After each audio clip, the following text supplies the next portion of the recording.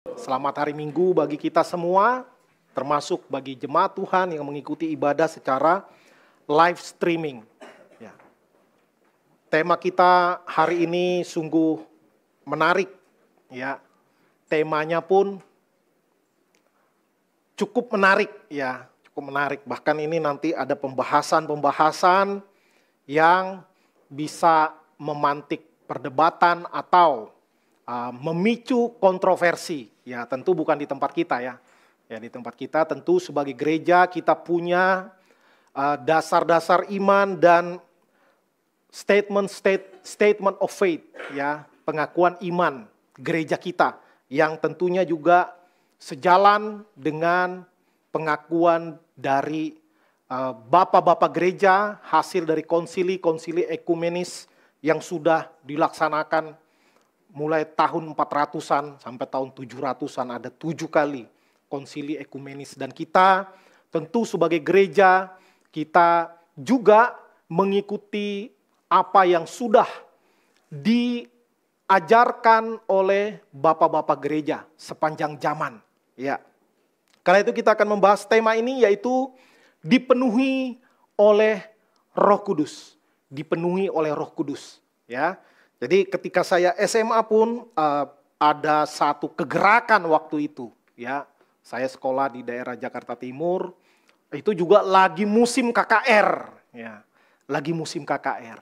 Maka ada banyak fenomena-fenomena yang terjadi karena banyak orang, banyak gereja yang mengatakan bahwa ini adalah zaman akhir ketika Roh Kudus dicurahkan kepada semua manusia. Ya, ini kutipan dari Yoel 2 ayat 28. Ini akan dibahas nanti 2 minggu lagi, ya, tentang kutipan Yoel 2 ayat 28 di PA tengah minggu, ya, hari Jumat. Makanya nanti ikut online juga boleh, ya. Nanti kapan tanya Penatua Heri, ya, itu akan membahas ayat yang mengatakan bahwa rohku, roh Tuhan akan dicurahkan kepada semua manusia. Dari kutipan Yoel 2 ayat 28. Baik, kita akan mendasarkan pembacaan firman Tuhan kita di ibadah kali ini dari Efesus pasal 5 ayat 12 sampai 21. Efesus pasal 5 ayat 15 sampai 21. Saya akan bacakan bagi kita sekalian. Demikianlah firman Tuhan. Karena itu, perhatikanlah dengan saksama bagaimana kamu hidup. Janganlah seperti orang bebal, tetapi seperti orang arif. Dan pergunakanlah waktu yang ada, karena hari-hari ini adalah jahat. Sebab itu, janganlah kamu bodoh, tetapi usahakanlah supaya kamu mengerti kehendak Tuhan. Dan janganlah kamu mabuk oleh anggur, karena anggur menimbulkan hawa nafsu. Tetapi hendaklah kamu penuh dengan roh. Dan katalah seorang kepada yang lain dalam mazmur, kidung puji-pujian dan nyanyian rohani. Bernyanyi dan bersoraklah bagi Tuhan dengan segenap hati.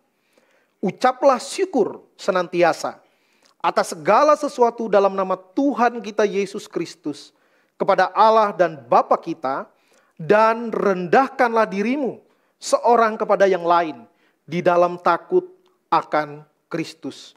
Sedemikian jauh pembacaan firman Tuhan. Berbahagialah kita yang membaca, merenungkan, dan melakukan firman Tuhan di dalam kehidupan kita hari lepas hari.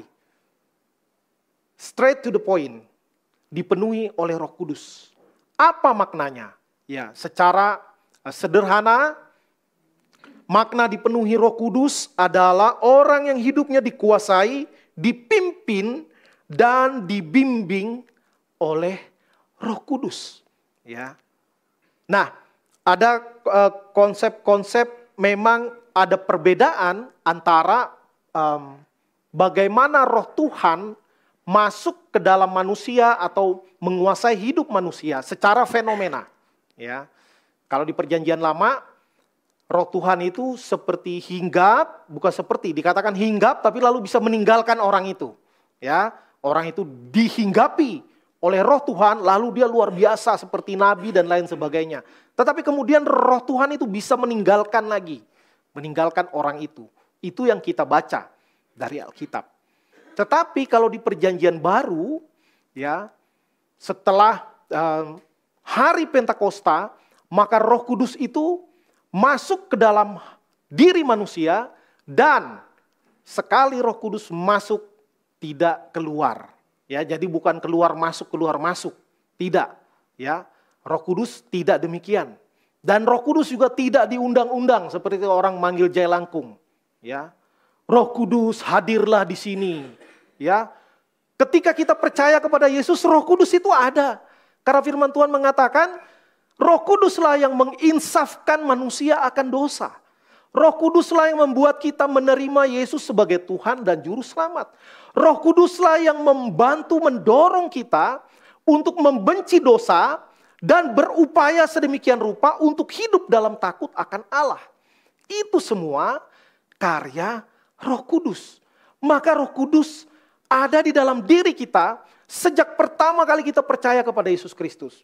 Sejak kita dibaptis, ya, di dalam nama Bapa Allah, Bapa, Anak, dan Roh Kudus. Maka Roh Kudus sudah ada di dalam diri kita. Walaupun di dalam menjalani kehidupan keberimanan kita ada jatuh bangun.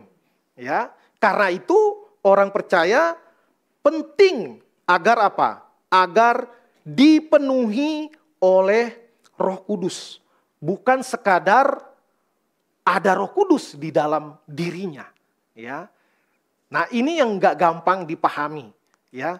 Di satu sisi seolah-olah Roh Kudus itu hanya potensi, ya, potensi ilahi yang ada di dalam diri yang harus kita aktifasi, ya. Ada pengajaran-pengajaran gitu, makanya di dalam kekristenan itu pengajaran banyak macamnya, ya. Karena itu gereja kita perlu memberikan statement of faith dari apa yang kita percaya, ya. Tidak masalah kalau orang lain berbeda, tidak masalah. Ya, tetapi dengan pembelajaran kita akan kebenaran firman Tuhan, maka kita perlu menyatakan dasar-dasar iman kita. Ya, karena ada ajaran juga yang mengatakan sekarang bahkan cukup trending beberapa waktu belakangan ini, Roh Kudus hanya dipandang sebagai kuasa Allah, ya, bukan lagi pribadi Allah. Ya, hanya dikatakan kuasa yang keluar dari Tuhan. Itulah Roh Kudus. Roh Kudus hanya kekuatan, bukan Allah itu sendiri. Ya. Tentu gereja kita menyatakan bahwa Roh Kudus adalah pribadi Allah. Ya. Allah Bapa, Allah Anak, Allah Roh Kudus. Bukan tiga Tuhan. Satu Tuhan di dalam tiga pribadi. Itu yang menjadi pernyataan iman kita. Nah, tapi lalu dikuasai, dipimpin dan dibimbing oleh Roh Kudus, inilah yang disebut dengan perjalanan kehidupan keberimanan kita. Yang seharusnya progresif. Seharusnya semakin lama kita semakin dipenuhi, bukan berarti Roh Kudus bisa berkurang, bisa bertambah ya. Seperti kita mengisi ember dengan air di keran. Penuhin. Hati-hati tumpah nanti berkurang. Ya, bukan begitu.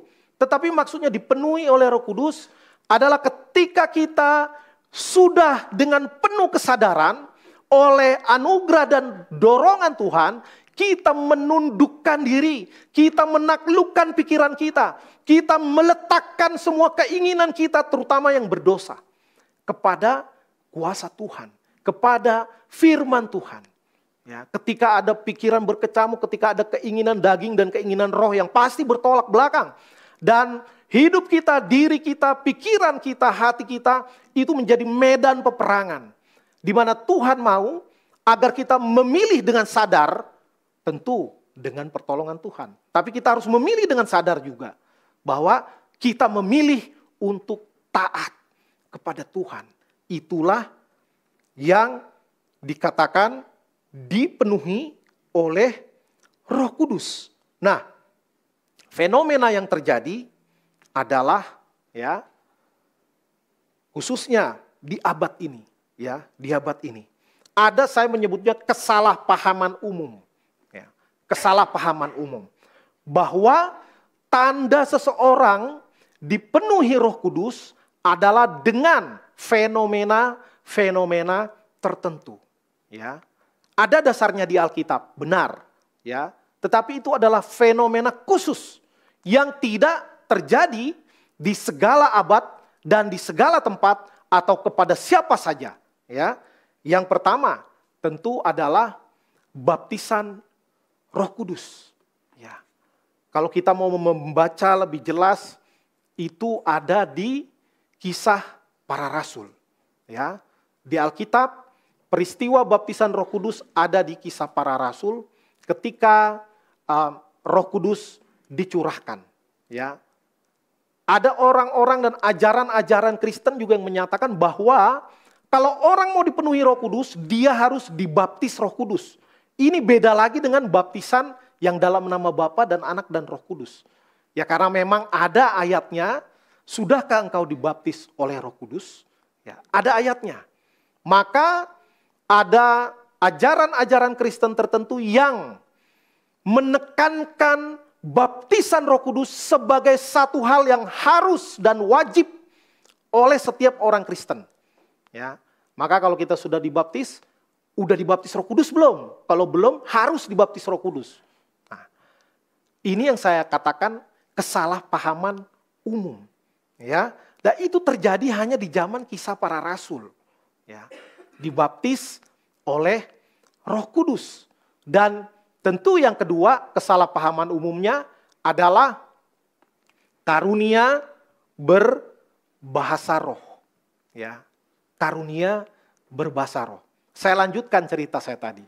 Ya, jadi waktu SMA, ya waktu itu saya juga dari latar belakang gereja yang tidak terlalu gandrung dengan pendalaman Alkitab. Ya, tidak terlalu gandrung dengan pendalaman Alkitab. Sehingga di dalam keterbatasan pemahaman saya akan iman Kristen ketika saya masih muda, ya tapi waktu itu lagi booming KKR, ya maka ada kakak kelas yang mengajak kami adik-adik, ayo deh ikut KKR, langsung dijemput tuh. Langsung dijemput, langsung ikut KKR. Maka tentu khotbahnya dari Yoel 2 ayat 28. Lalu dikaitkan dengan Kisah Para Rasul. Bahwa Roh Kudus dicurahkan. Ya, Roh Kudus dicurahkan. Nah, maka ditekankan akan baptisan Roh Kudus. Dan tandanya orang kepenuhan Roh Kudus dikatakan adalah berbahasa roh. Walaupun bahasa asli berbahasa lidah. Ya, glossolalia, berbahasa lidah. Ya. Tetapi memang hanya diambil 1-2 ayat saja. Tidak dibaca keseluruhan perikopnya. Setelah saya masuk sekolah teologi baru paham. Ya. Dan kami dulu dorong-dorong, ayo deh maju aja, maju katanya. Minta katanya. Minta karunia bahasa roh, lalu dibisikin di kuping saya. Ikutin katanya. Saya ikutin yang dia bilang. Ya. Nah, banyak sekali anak-anak muda yang masuk di dalam gerakan-gerakan. Memang menarik, karena apa? Ini secara fenomena memang keren. Ya. Secara fenomena memang menarik. Ya. Maka saya niru-niru. Hidup berubah enggak? Enggak. Ya. Cuma sekarang udah tambah 1 kemampuan berbahasa. Ya. Bahasa roh. Ya. Bahasa Inggris bagus.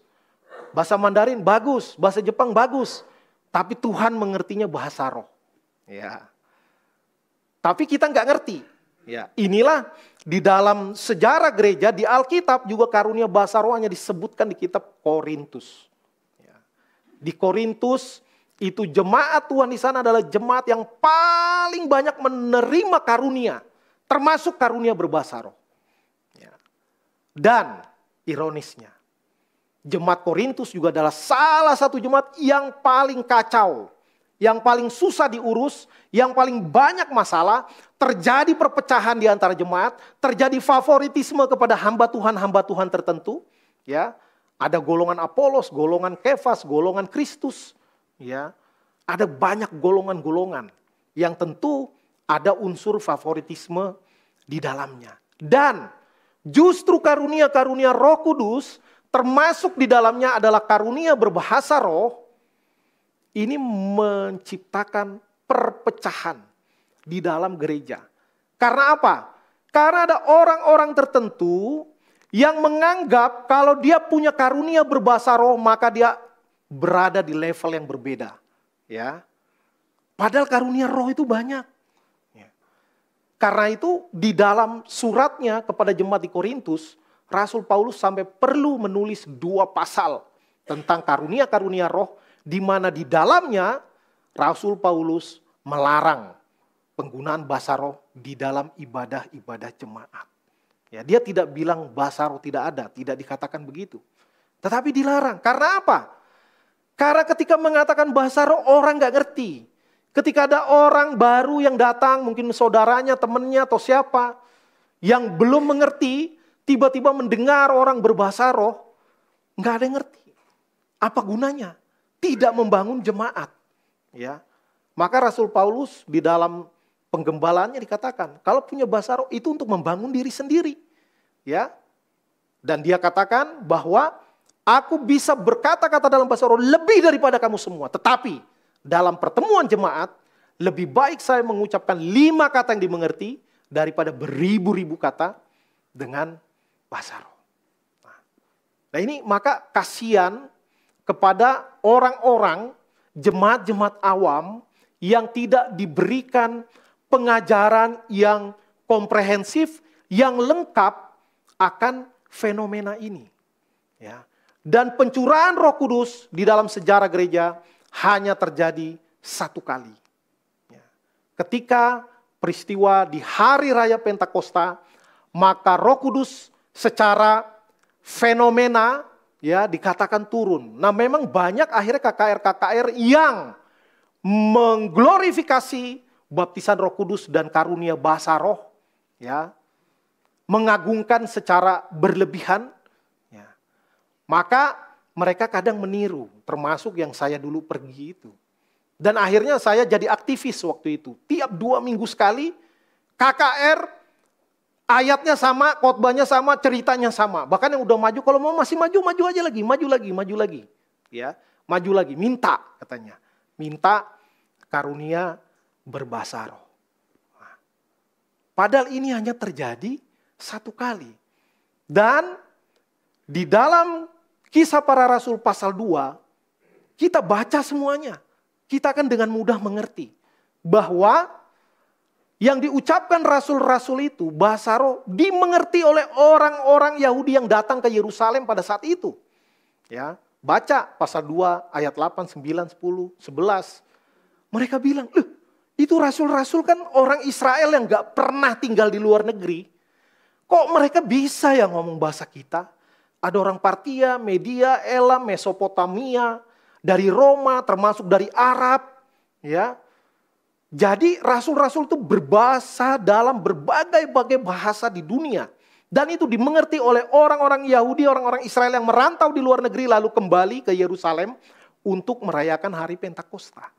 Ya. Jadi itu bahasa yang dimengerti. Walaupun yang ngomong nggak ngerti. Ya, tentu memang ada setidaknya ada 2 tafsiran. Ya. Ada yang menafsirkan Rasul itu ngomongnya itu dalam bahasa Ibrani. Tetapi lalu Roh Kudus menerjemahkan kayak Google Translate sekarang kali ya. Ya, kita ngomong dia bisa terjemahin ke si pendengar yang membutuhkan sesuai dengan bahasa yang dia mengerti. Ya. Ada yang menganggapnya seperti itu, menafsirkan. Ada juga yang menafsirkan memang dia ngomong bahasa-bahasa dunia itu yang rasul-rasul. Maka orang yang datang itu mengerti. Mereka memuji, memuliakan Tuhan. Wow, wah itu memang secara fenomena luar biasa. Ya, luar biasa, sangat menarik. Tetapi itu terjadi hanya sekali. Ya, hanya sekali pada hari raya Pentakosta di Kisah Rasul pasal 2. Lalu di kitab Korintus itu yang berbeda lagi. Ya, dulu Pak Bigman mengajar kami di kelas, dibilang ya ini namanya senolalia yang bisa dimengerti bahasa etnis, sedangkan yang di Kisah Rasul di Korintus itulah yang dibilang glosolali yang nggak ngerti, siapapun nggak ngerti. Makanya Rasul Paulus menekankan kalau kau punya karunia berbahasa roh, minta juga karunia menafsirkan bahasa roh. Nah, itu disebutkan oleh Rasul Paulus. Tapi fenomena yang terjadi bahasa roh booming di mana-mana, yang menerjemahkan nggak ada. Ya. Yang menerjemahkan nggak ada. Tentu dibangun dasar-dasar Alkitab untuk mendukung kesalahpahaman mereka. Justru bagus kalau berbahasa roh. Karena setan gak akan tahu apa yang kita ngomongin ke Tuhan. Ya, masalahnya kita juga gak tahu apa yang kita ngomong. Kan jadi masalah itu. Bukan cuma setan yang gak tahu, kita pun gak tahu. Ya, makanya dibilang perlu minta karunia menafsirkan. Ya. Dan karena itu menjadi satu fenomena, akhirnya saya sekarang menyebutnya pakai istilah, bagi saya hal-hal demikian itu flexing rohani. Ya. Flexing, keren. Kesannya orang tidak penuh dengan Roh Kudus, saya penuh dengan Roh Kudus. Bahkan akhirnya lebih lagi mendalam. Kalau gereja nggak ada bahasa roh, berarti tidak ada Roh Kudus di gereja tersebut. Ini sesat paham yang luar biasa. Ya. Padahal tidak ada orang insaf akan dosa, tidak ada orang mengatakan Yesus adalah Tuhan, kalau bukan karena Roh Kudus. Ya. Maka keliru kalau mengatakan, wah gerejanya nggak berbahasa roh, berarti tidak ada Roh Kudus di dalamnya. Keliru besar. Ya. Keliru besar. Nah kalau kita mau menganalisa dengan, coba kita objektif lah. Jangan juga kita sentimen atau suuzon ya kepada saudara-saudara yang mempraktikkan bahasa roh.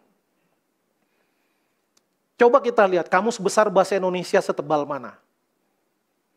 Oxford Dictionary, ya, Merriam-Webster Dictionary, kamus bahasa Inggris setebal mana. Bandingkanlah dengan kosakata oleh orang-orang yang mempraktikkan bahasa roh. Bagi saya, sorry to say, miskin sekali language-nya. Ya, bahasa Indonesia tebelnya segini, KBBI. Masa bahasa roh hanya 1, 2, 3 kata yang diulang dan ujungnya itu diulang-ulang. Ya. Ada yang ngomong Spider-Man, laba-laba-laba. Ya kan? Sikira rara. Lama-lama Mbak Rara merasa dipanggil. Sedangkan kalau memuji Tuhan, nggak mungkin biar kita bilang haleluya ya. Ya kalau misalnya dibandingkan dengan kata yang dimengerti lah. Miskin sekali bahasa roh. Dan di mana-mana saya mendengar itu doang. Ya, mungkin kalau dikumpul nggak lebih dari 20 kata. Apakah Roh Kudus lebih miskin daripada bahasa Indonesia? Nggak mungkin. Nggak mungkin. Maka perlu diuji. Perlu diuji. Ya, perlu kita analisa, perlu kita pikirkan, kita renungkan, ya, sehingga kita tidak salah paham, akhirnya pahamnya salah. Ya kan? Kemarin saya coba nonton sampai ada 60 menit berbahasa roh. Ya, itu pendeta terkenal. Lalu ayo Roh Kudus tidak bisa diajarkan, tapi bisa diminta, minta. Ya. Ini sudah terjadi satu fenomena mengejar karunia-karunia tertentu. Tentu kalau bukan karena pengertian bahwa itu level berbeda. Ya, kalau kita bisa itu udah di sini pangkatnya sebagai orang Kristen. Makanya orang ngejar-ngejar. Ya, makanya orang ngejar-ngejar. Nah, ini yang bagi saya kesalahpahaman, ya. Kesalahpahaman. Dan banyak orang yang seperti ini dan berkembang karena apa? Secara fenomena ya, ini sangat menarik, ya. Kalau dibikin live juga keren. Live streaming bagus, ya.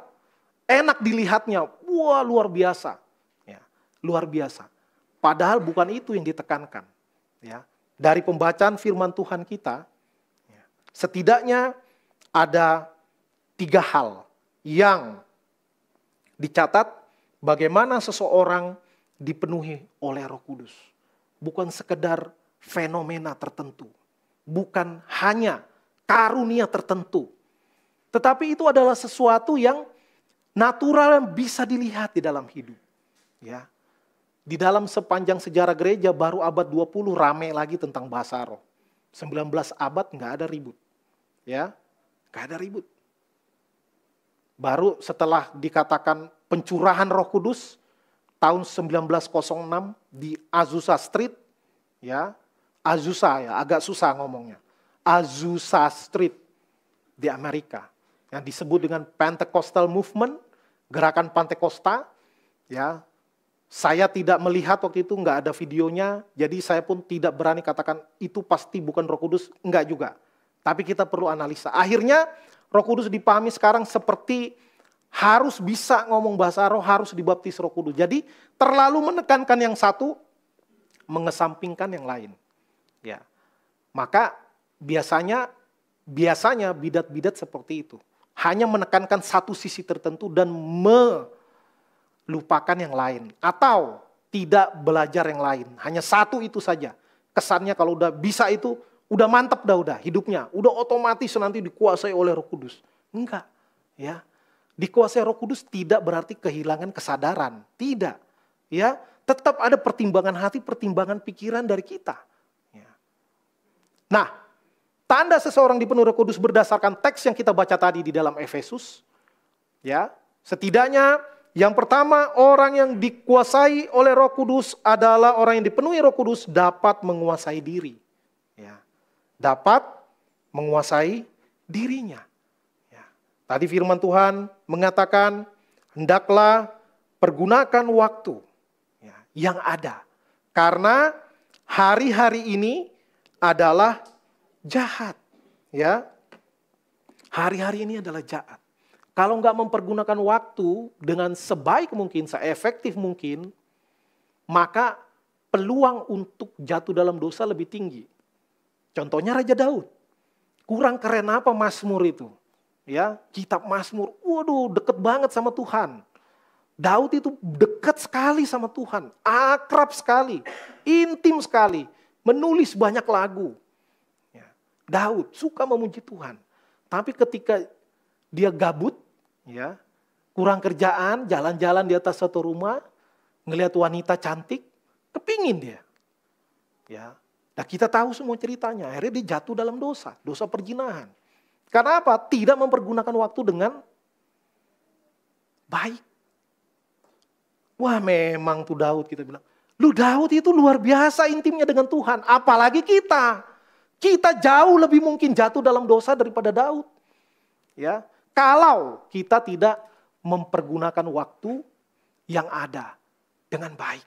Ya. Kemudian dikatakan, usahakanlah mengerti kehendak Tuhan.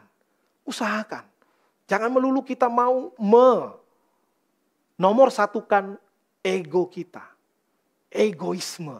Ya, kalau dipecah-pecah jadi ego is me. Ya. Ego itu gue banget. Ya. Egoisme. Ya. Kita harus belajar, latih diri, mengerti kehendak Tuhan. Kalau begini, ini memuliakan Tuhan atau tidak. Ya. Bukan hanya soal benar atau salah, kalau itu gampang pilihnya. Tapi soal yang mana yang lebih memuliakan Tuhan. Itu perlu dilatih. Ya. Lalu tidak jadi pemabuk. Dikatakan janganlah kamu mabuk oleh anggur. Ya. Janganlah kamu mabuk oleh anggur. Itu yang dikatakan oleh firman Tuhan. Ya. Karena apa? Karena orang yang mabuk oleh anggur membuat kita kehilangan kesadaran. Ya. Ketika kita kehilangan kesadaran, maka kemungkinan kita berbuat dosa jauh lebih tinggi. Bahkan bukan hanya merugikan kita, bisa merugikan orang lain. Ada banyak orang yang di bawah pengaruh alkohol, di bawah pengaruh narkoba, ya, melakukan kejahatan-kejahatan yang, waduh, kalau nggak di bawah itu dia nggak akan melakukan itu. Kalau nggak dia di bawah pengaruh, ya, mabuk itu.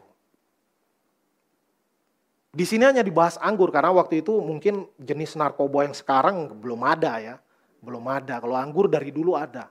Oh, nggak boleh mabuk anggur, ya. Kalau mabuk ganja nggak apa-apa, ya bukan. Itu soal membuat kita kehilangan penguasaan diri sehingga kita lebih mungkin untuk berbuat dosa. Jangan, ya.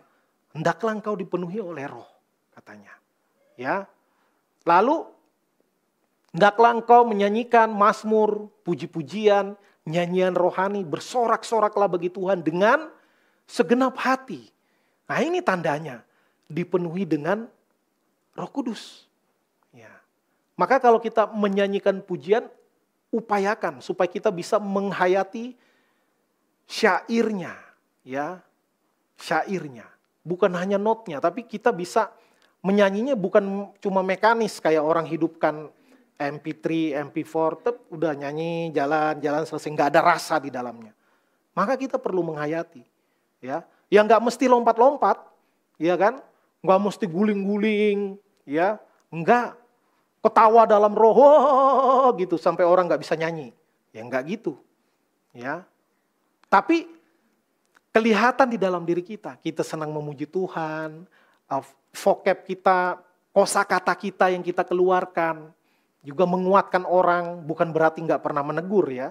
Ya kita perlu menegur, yang salah kita tegur. Tetapi kelihatan bedanya. Orang yang bisa menguasai dirinya, tanda dia dipenuhi oleh Roh Kudus dengan yang tidak bisa. Itu kelihatan. Ya.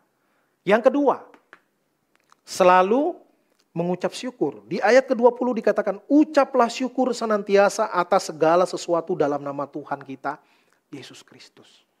Ya. Kalau kita mengaku dan meyakini kita dipenuhi oleh Roh Kudus, maka salah satu tandanya adalah selalu mengucap syukur. Ya, bukan orang susah kita bilang syukur gitu, bukan, itu lain lagi. Ya, itu mengejek orang. Tapi dalam segala keadaan, walaupun tentu kalau kondisi tidak enak, ya kita mana mungkin ketawa-ketawa.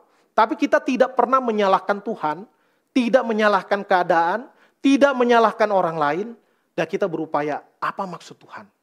Sehingga Tuhan mengizinkan saya mengalami ini semua. Ya, itu tanda kita mengucap syukur. Bukan misalnya kita kena tipu orang lalu kita bilang yes puji Tuhan, ya enggak gitu juga ya. Itu kacau juga ya.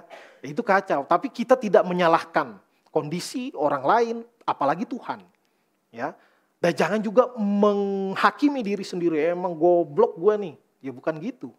Ya. Itu tanda selalu mengucap syukur adalah dengan tidak mudah mengeluh, tidak mudah menyalahkan situasi ataupun pihak-pihak lain maupun menghakimi diri sendiri. Ya. Kita mengucap syukur. Senantiasa dikatakan. Ini yang enggak gampang. Ya. Ini yang enggak gampang. Yang terakhir, merendahkan diri dan hati. Ayat 21, katakan rendahkanlah dirimu seorang kepada yang lain di dalam takut akan Kristus. Ini pun suatu hal yang benar-benar enggak gampang. Ya, enggak gampang. Kadang di dalam diri pun kita tarik-menarik, ya kan? Kalau kita di hadapan orang yang lebih dari kita segala sesuatunya, baik orang lebih pinter, lebih kaya, lebih berkuasa, ya, secara jabatan, maka gampang sekali kita merendahkan diri. Ya, merendahkan diri, merendahkan hati. Karena dibantu oleh kondisi. Ya. Tapi ketika kita berbicara, ngobrol sama orang yang katakanlah secara level pendidikan jauh di bawah kita misalnya. Secara ekonomi juga jauh di bawah kita. Ya. Atau saya misalnya sebagai pendeta berbicara dengan orang awam. Orang awam, bukan aktivis, bukan majelis. Lalu saya malas ngobrol sama dia, ini emang gak ngerti apa-apa nih. Wah, nah itu tandanya sombong. Ya, tandanya sombong. Maka setiap kita harus memeriksa diri kita. Kita minta, Tuhan tolong saya untuk menaklukkan hati dan pikiran saya kepada tuntunan dan bimbingan Roh Kudus. Ya, Roh Kudus itu ada di hati kita. Ya, jadi jangan tiap berdoa ngundang-ngundang Roh Kudus. Ya, Roh Kudus bingung nanti. Saya ada di dalam hidupmu kok diundang-undang melulu, ya. Datang pergi. Kadang-kadang kan orang begitu ya, lagi berdoa doa pembukaan mengundang Tuhan hadir. Ya, kalau nggak diundang nggak hadir. Justru Tuhanlah yang mengundang kita untuk datang beribadah kepadanya. Itu makanya namanya panggilan beribadah. Bukan kita manggil Tuhan, Tuhan panggil kita. Ya, Tuhan yang panggil kita datang beribadah, makanya kita beribadah. Maka sebenarnya keliru paham juga. Kalau orang berdoa, lalu kami mengundang Tuhan untuk hadir. Ya, Tuhan yang undang kita. Ya, maka semakin lama semakin kita belajar akan kebenaran firman Tuhan, kiranya menolong kita semakin rendah hati. Nah, penyakit orang yang banyak tahu juga bahaya ini, kerendahan hati kurang. Ya, maka dengan mudah bilang, oh sesat. Ya, ngaco, cetek, ya. Wah itu bahaya juga, ya. Jangan salah. Dosa yang paling tua itu adalah kesombongan. Ya, iblis pingin sama seperti Allah. Manusia pingin sama seperti Allah. Tahu yang baik dan yang jahat. Itu kita mau naik level. Ya, padahal nggak bakalan sampai levelnya. Orang ciptaan dengan pencipta mana bisa sama. Tapi merendahkan diri, merendahkan hati. Wah, ini terakhir ujian yang paling berat. Ya. Maka kalaupun kita tahu ada orang salah, ada pengajaran Kristen yang tidak tepat, maka kita jangan dengan semangat ya menyesat-nyesatkan orang. Ya, kata bahasa sekarang kopar kafir ya, jangan gampang mengkafir-kafirkan orang. Ya kan? Kita ajak, kita diskusi. Tentu kita tidak berarti kita bilang dia benar juga, bukan. Saya yakin kebenaran adalah kebenaran, ya. Kebenaran adalah kebenaran dan tidak bisa semuanya benar, ya. Wah, itu pernyataan yang tidak benar. Enggak mungkin kebenaran semuanya benar. Ya. Kalau ada benarnya di hal-hal tertentu bisa, ya, karena ada kebenaran umum, bisa. Tapi kalau soal iman, soal kekekalan, soal Yesus Kristus Tuhan dan Juru Selamat, ya, itu benar. Lalu kalau bilang Yesus bukan Tuhan, benar juga. Enggak benar, pasti enggak benar. Hanya cara kita gimana. Bagaimana kita menjelaskan, bagaimana kita mengajak orang diskusi. Oh, dia enggak terima, harus terima kamu. Ya, dalam nama Tuhan Yesus bertobat kau. Waduh. Ya. Bahaya, kalau gitu orang bukan bertobat, orang benci sama kita. Ya kan? Maka mari kita dengan rendah diri, rendah hati. Ya, rendah diri tentu di hadapan Tuhan, rendah hati di hadapan sesama. Bukan berarti minder ya. Ya, kita tetap ya orang bilang memanusiakan manusia. Ya, melihat orang lain walaupun beda iman, walaupun beda aliran, ya, beda suku, kita lihatnya sebagai sesama manusia, ciptaan Allah, ya, yang butuh belas kasihan Tuhan. Maka kita mesti melihatnya seperti itu. Bukan merasa, oh dia itu penghuni neraka semua. Cuman kami penghuni sorga. Enggak. Ya, enggak bisa begitu. Karena kita juga bukan karena kita layak kan. Kita tahu bahwa kita dibelas kasihani oleh Tuhan. Ya. Kalau enggak anugerah belas kasihan Tuhan, enggak bisa juga kita selamat. Maka jangan pernah memandang rendah orang lain. Walaupun orang itu lebih pendek daripada kita. Ya. Walaupun badan saya tinggi, hati harus tetap rendah. Nggak boleh tinggi hati, kualat. Ya. Jangankan Tuhan, temen aja pasti nggak suka sama orang yang sombong. Ya. Maka mari kita periksa diri kita, tanda-tanda dipenuhi Roh Kudus. Bukan harus dibaptis ulang, dibaptis Roh Kudus. Bukan harus bisa bahasa roh. Bahkan karena ada dibilang harus ada yang menafsirkannya, ada kursus bahasa roh. Ada, cuman saya nggak pernah daftar. Ya, saya nggak pernah daftar. Ada kursusnya, karena orang ini kan inovasi. Oh harus ada yang menafsirkannya, buka kursus. Ya, lalu nggak boleh dalam pertemuan jemaat karena orang nggak ngerti. Oh kalau gitu, kalau semuanya ngomong gimana? Nggak apa-apa dong. Ya kan nggak boleh karena ada yang nggak ngerti. Maka ayo kita ngomong rame-rame. Ya, maka itu tergantung pendetanya. Biasanya begitu pendetanya ngomong semuanya ngikut. Ya, semuanya ngikut dan membingungkan. Nggak ada yang ngerti, mereka pun nggak ngerti. Ya. Maka hal-hal yang begini yang seharusnya kita ikuti adalah yang dapat menguasai diri. Selalu mengucap syukur, merendahkan diri. Jangan lupa, peristiwa Pentakosta orang takjub iya. Tapi ada juga yang nyindir, mabok kali itu. Ya, mabok oleh anggur. Makanya Petrus bilang, enggak, ini baru jam 9 pagi, bukan mabuk orang. Ya karena waktu itu orang mabuk cuma malam aja, beda sama zaman sekarang, kapanpun bisa mabuk. Ya. Nah tapi ketika pertumbuhan jumlah orang Kristen secara kuantitas meningkat pesat, bukan ketika peristiwa Pentakosta itu. Tapi gaya hidup, cara hidup jemaat mula-mula. Baca nanti Kisah Rasul 2 ayat 41 sampai 47. Mereka saling memperhatikan. Mereka berdoa, mereka bertemu, mereka mendorong satu dengan yang lain. Yang berkekurangan ditolong oleh yang berkelebihan. Itu yang membuat multiplikasi luar biasa. Ya. Bukan karunia-karunia tertentu, bukan. Ya, tapi cara hidup. Makanya kalau kita hebat di dalam satu hal, tapi kita tidak menjadi berkat, susah. Ya, pelayanan bukan semakin berkembang, semakin menurun. Ya, contoh tadi jemaat Korintus, paling banyak karunia, tapi kacaunya luar biasa. Ya, untuk apa? Untuk apa? Ya, untuk apa? Mari kita periksa diri kita, periksa ajaran kita, dan terutama hidup kita. Ya, supaya kita bukan hanya benar secara ajaran, tapi hidupnya benar. Itu yang paling penting. Karena orang melihat di situ, orang ngukurnya di situ. Ya, membuat kita punya, saya istilahkan speaking right. Kita kalau ngomong orang mau dengar. Ya, tapi kalau kita nggak karu-karuan hidup kita ngomong malas orang dengar. Aduh, ngomong apa sih katanya.